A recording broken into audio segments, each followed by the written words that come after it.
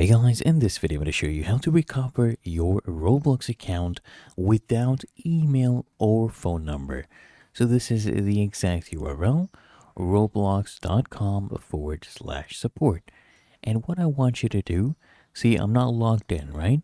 You need to contact them. Now you enter your date of birth, whatever it is, and then you proceed, okay? So I'll put in the year right there. Let's go ahead. That's the wrong ear. There we go. Click on continue. And now these are optional. Okay. Your username, first name. Need to just put in your email address, confirm that, and then explain what kind of problem you're having and where it's happening. So if it's mobile, choose mobile. If it's Android, iPhone, or if it's PC, choose that. Your help category. Okay. Now here, say that you can't log in, and then you pick a help category type. Let's say you forgot your password or you lost access to your two-step verification method. Anything like this, you choose whatever is applicable to you, and then you describe your issue. Now, this is an example you can go ahead and put in for them. Like, hi, I lost access to my Roblox account and no longer have access to the email or phone number linked to it.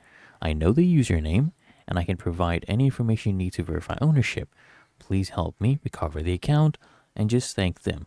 You can include things like past passwords, previous display names, the date the account was created, just the approximate date. Usually you'll find in your email, they send you a confirmation when you create an account, so you can use that as well, right? The devices you've used to log in, things like that, and just wait for Roblox support to respond. Usually they take 1 to 3 business days. Just check your email inbox and spam folder for a reply.